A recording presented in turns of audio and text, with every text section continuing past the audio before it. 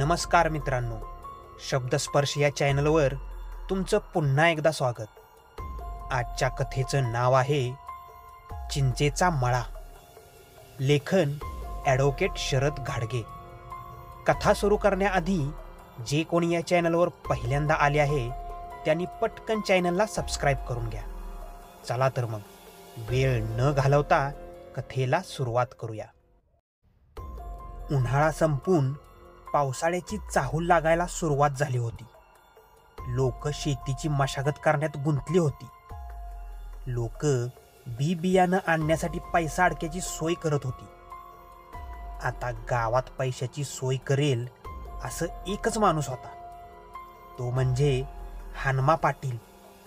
पाटलाचा गावावर वचक होता.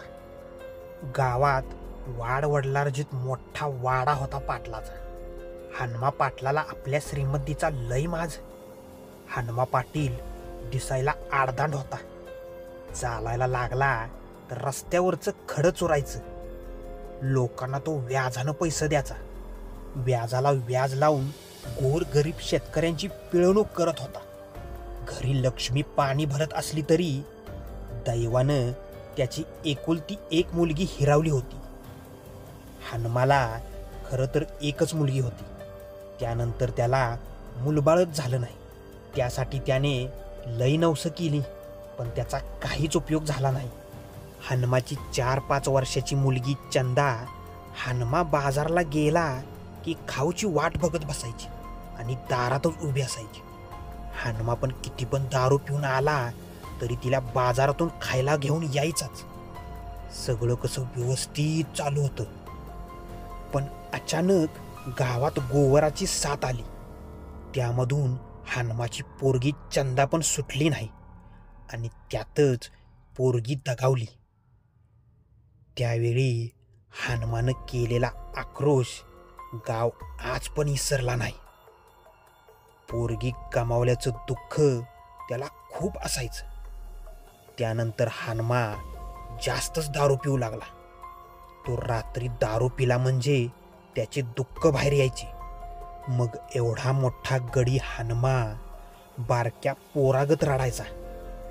व्याजानं पैसा देऊन लोकांना लुबाडणारा हनुमा बारकी पोरं दिसली की हाताला लागल तेवढं पैसे काढून द्यायचा.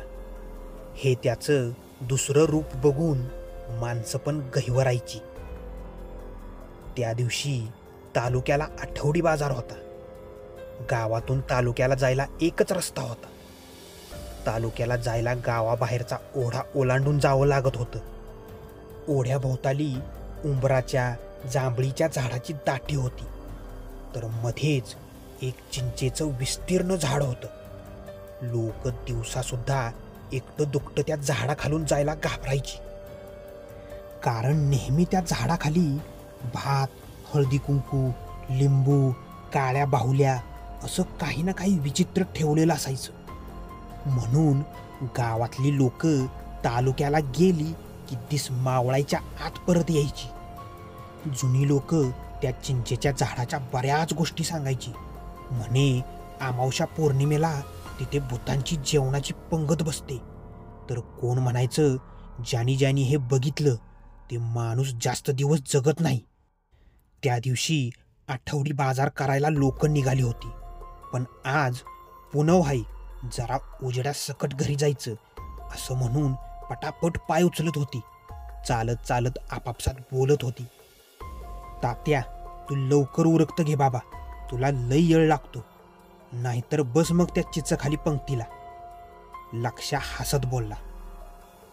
तर भूतख्यात काही नसतं असं म्हणत हनुमा आयटीत त्याच्याबरोबर चालत होता. यावर कोणीच काय बोललं नाही. कसा तरी ओढा पार करून लोक तालुक्याच्या बाजारात पोचली. सगळ्यांनी बाजार लवकर आवरून बाजाराच्या बाहेर वडाच्या पारावर येऊन जमायचं आणि मग घरी जायचं असं ठरवलं आणि सगळी बाजारात गेली. बाजार करता करता वेळ कसा गेला कोणालाच समजलं नाही. सूर्य मावळायला कासराभर अंतर राहिलं होतं. तेव्हा सगळी पारावर जमली. सगळी आली का र? तुक्यानं विचारलं. आलीच सगळी, फक्त पाटील राहिलं, पण ते गेलंय दारूच्या गुत्त्यावर. ते म्हणालं तुम्ही जा, भूत काय मला खात नाही, तान्या बोलला. तसं सगळी जवळजवळ पळतच गावाच्या दिशेने निघाली. ओढा पार करून ती वर गावात शिरली तेव्हा पूर्ण अंधार पडला होता. गावात दिवं लागणं झाली होती. प्रत्येकाने सुटकेचा निश्वास सोडला. इकडं हानमा दारू पीत बसला होता. त्याला काय काळ वेळ याचा भानच नव्हता. तो डुलत डुलत बाजारातून बाहेर पडला तेव्हा सगळी लोक घरी पोचली होती. आता पूर्ण अंधार पडून चंद्र उगवून वर आला होता.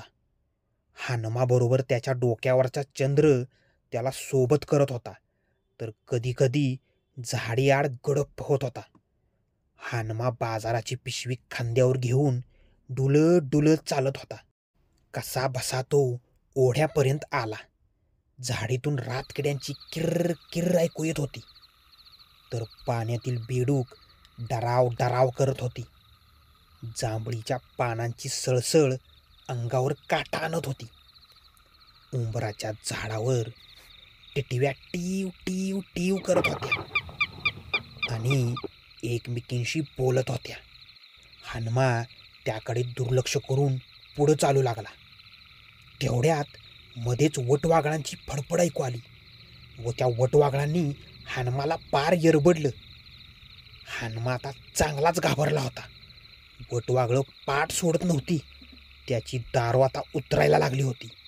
कसा तरी तो चिंचेच्या झाडाखाली आला.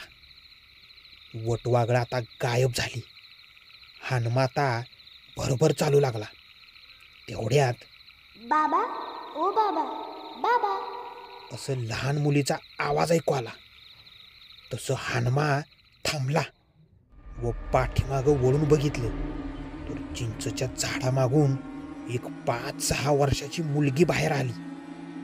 लाल रंगाचं पोलकं घातलेली, केसांच्या 2 वेण्या, गोबऱ्या गालावर काजळाची तीट लावलेली मुलगी चंद्राच्या उजेडात बाहुलीसारखी दिसत होती. ती मुलगी पळत हानमाकडे आली.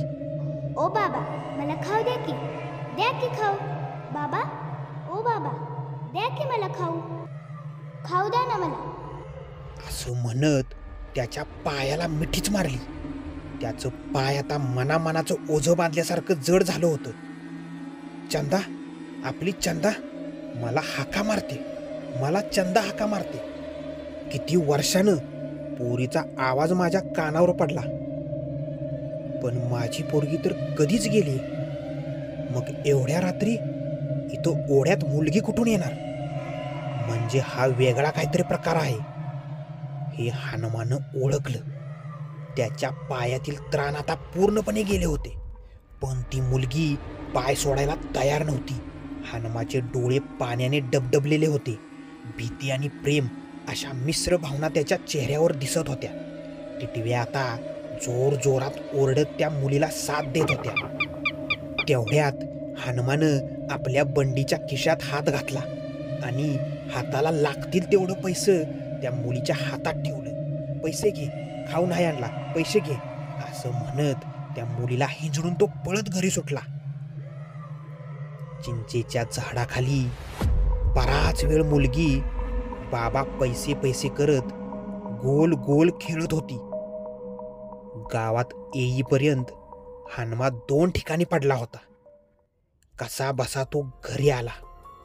त्याच्या अंगात सटकून ताप भरला होता.